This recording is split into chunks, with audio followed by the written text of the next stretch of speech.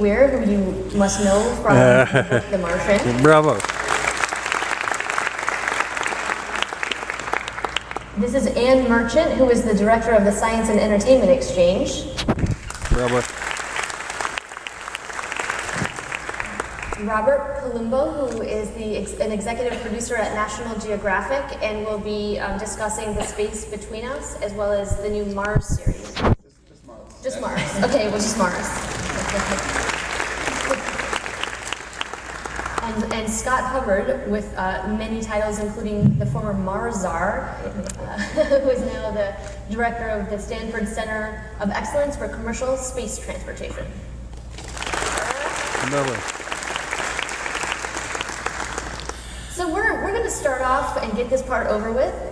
What is the most annoying inaccuracy in a scientific film that bugs you? In any scientific film, anywhere? Yes, any scientific film. Boy, that's tough because like some of them are just so silly that at one point you're just like, well, it doesn't even bother me anymore. You know, it's just like people standing outside the spaceship breathing with no problem, stuff like that. I don't know. That's put me on the spot.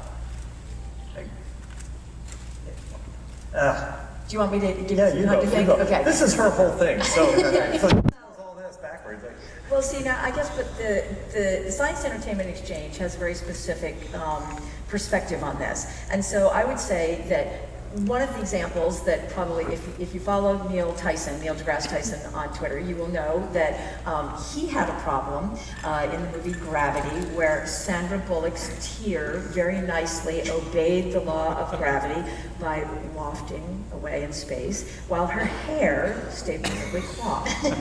Now, this is not an inaccuracy that I have a problem with, that her hair did not obey gravity, because, let's face it, Sandra Bullock is a movie star.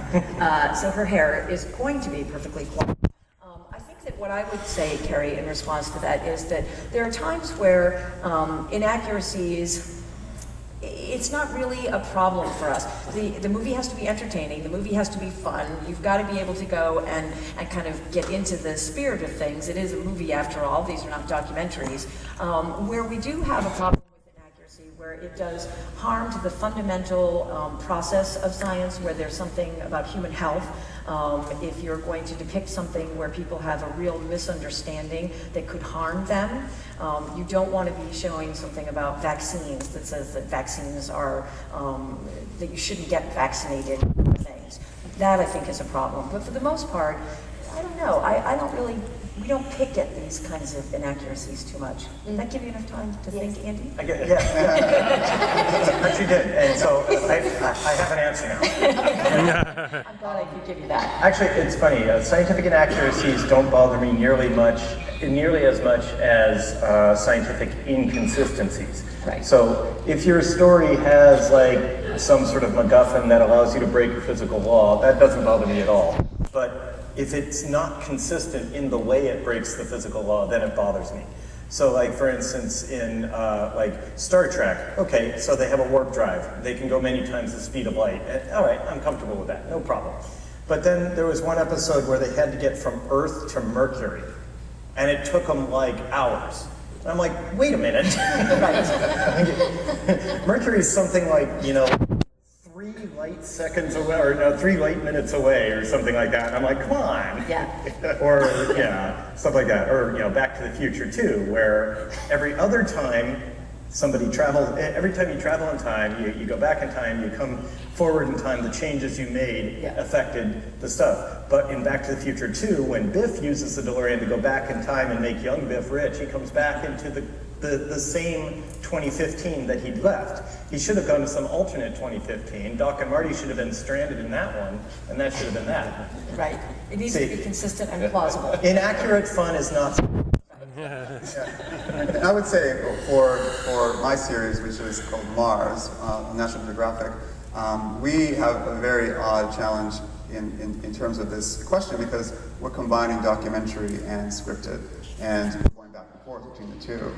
The scripted part of the series is essentially taking place in the future, starting in 2033 with the first mission to Mars, and then we're sort of shuttling back to the present day, speaking to what we're calling big thinkers, who are experts of the present day, talking about what may happen when we go to Mars. And it's created a big challenge for the S&P department at National Geographic. Of course, National Geographic is known for its accuracies, particularly in the field of exploration and science. So it's been very difficult for them to vet both sides and to kind of be on the same plane. This is what's happening now, this is pure documentary, and then we're fantasizing about what could happen in the future. And it's been quite a challenge that's been a process, for sure. Yeah. Well, I was going to say the most annoying thing was Bruce Willis saving the planet. Riding the shuttle to get rid of an asteroid with a nuclear weapon.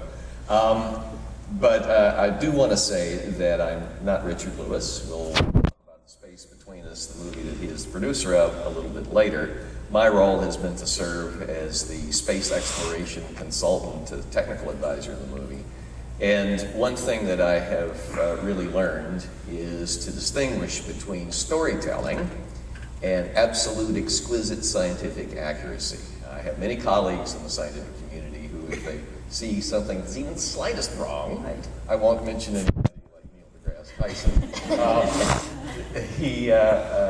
they are very upset. But as Andy said, if you say, okay, we're going to have warp drive, or I've got a special laptop that allows me to communicate instantaneously with Earth, we get Einstein, and do it consistently, that's fine. Because then you're in the willing suspension of disbelief, and you are telling a story. And in the case of the movie I was advising on, it's a story about the first child born on Mars, and what it means perhaps to be the first Martian. And that's a people story. And that title is taken by my fictional character. I think it's a very interesting experience to be part of the Hollywood creative process and understand the storytelling aspect and what you need to do to work or make the scientific accuracy something that is acceptable to the audience. Ooh, one more nitpick. Okay. So, Superman, right?